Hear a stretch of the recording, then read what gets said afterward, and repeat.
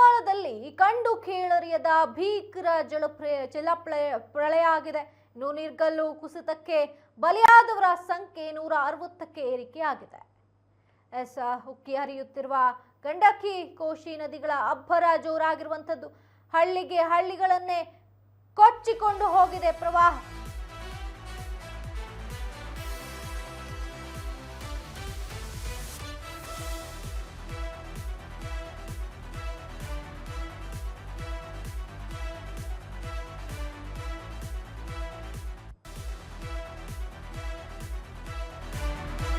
ನೇಪಾಳದಲ್ಲಿ ಕಂಡು ಕೇಳರಿಯದ ಭೀಕರ ಜಲಪ್ರಳಯವಾಗಿದೆ. ನೀರ್ಗಲ್ಲು ಕುಸಿತಕ್ಕೆ ಬಲಿಯಾದವರ ಸಂಖ್ಯೆ ಈಗ 160ಕ್ಕೆ ಏರಿಕೆಯಾಗಿರುವಂತದ್ದು.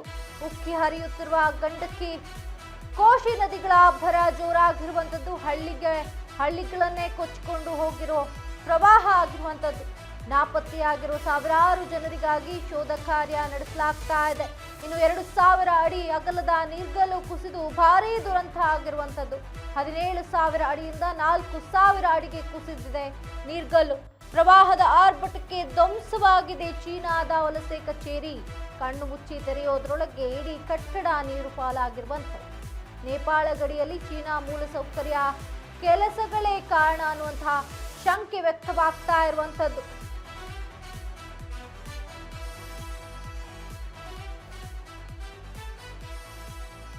ನೇಪಾಳದಲ್ಲಿ ಕಂಡು ಕೇಳರಿಯದ ಭೀಕರ ಜಲಪ್ರಳಯ ಆಗ್ತಾ ಇದೆ. ದೃಶ್ಯದಲ್ಲಿ ಗಮನಿಸ್ತಾ ಇರಬಹುದು.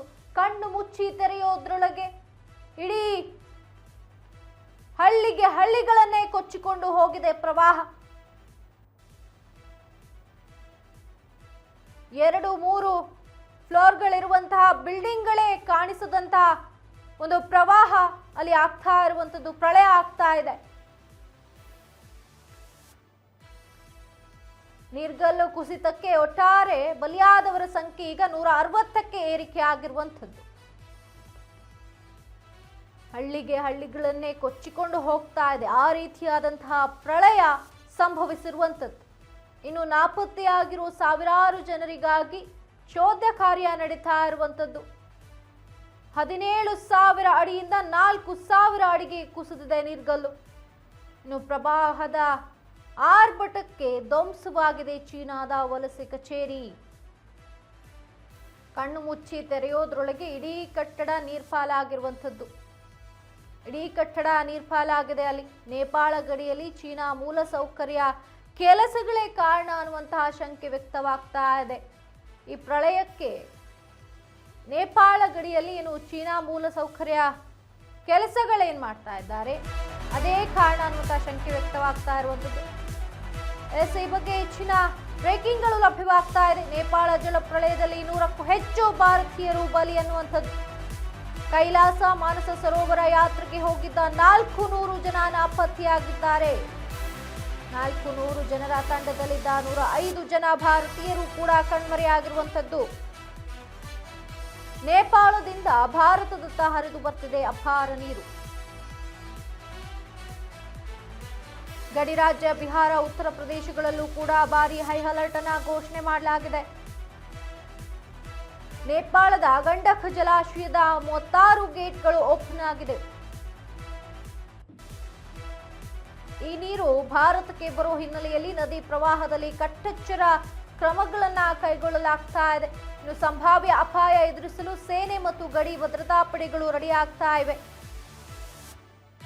ನೇಪಾಳ ಜಲಪ್ರಳಯದಲ್ಲಿ 100ಕ್ಕೂ ಹೆಚ್ಚು ಭಾರತೀಯರು ಬಲಿಯಾಗಿದ್ದಾರೆ ಅನ್ನುವಂಥ ವಿಚಾರ ಮುನ್ನೆಲೆಗೆ ಬರ್ತಾ ಇರುವಂಥದ್ದು. ಕೈಲಾಸ ಮಾನಸ ಸರೋವರ ಯಾತ್ರೆಗೆ ಹೋಗಿದ್ದಾರೆ 400 ಜನ. ಈ 400 ಜನಗಳು ಕೂಡ ನಾಪತ್ತೆಯಾಗಿದ್ದಾರೆ. ಇನ್ನು ಆ 400 ಜನರ ತಂಡದಲ್ಲಿದ್ದ 105 ಜನ ಭಾರತೀಯರೇನಿದ್ದಾರೆ ಅವರು ಕೂಡ ಕಣ್ಮರೆಯಾಗಿದ್ದಾರೆ ಎನ್ನುವಂತಹ ಮಾಹಿತಿ ಲಭ್ಯವಾಗ್ತಾ ಇದೆ. ನೇಪಾಳದಿಂದ ಭಾರತದತ್ತ ಹರಿದು ಬರ್ತಾ ಇದೆ ನೀರು. ಅಪಾರ ಪ್ರಮಾಣದಲ್ಲಿ ಭಾರತದತ್ತ ನೀರು ಹರಿದು ಬರ್ತಾ ಇದೆ. ಹಾಗಾಗಿ ಗಡಿ ರಾಜ್ಯ ಬಿಹಾರ, ಉತ್ತರ ಪ್ರದೇಶಗಳಲ್ಲೂ ಈಗ ಭಾರಿ ಹೈ ಅಲರ್ಟ್ ಅನ್ನ ಘೋಷಣೆ ಮಾಡಲಾಗಿದೆ. ದೃಶ್ಯದಲ್ಲಿ ಗಮನಿಸ್ತಾ ಇರಬಹುದು. ಹೆಚ್ಚಿನ ಪ್ರಮಾಣದಂತಹ ಪ್ರಳಯ ಆಗಿರುವಂತದ್ದು. ಕಟ್ಟಡಗಳೇ ನೆಲಸಮವಾಗಿದೆ. ಹಳ್ಳಿ ನೀರು ಪಾಲಾಗಿರುವಂತದ್ದು. ನೇಪಾಳದ ಗಂದಕ್ ಜಲಾಶಯದ 36 ಗೇಟ್ಗಳು ಓಪನ್ ಅನ್ನ ಮಾಡಲಾಗಿದೆ.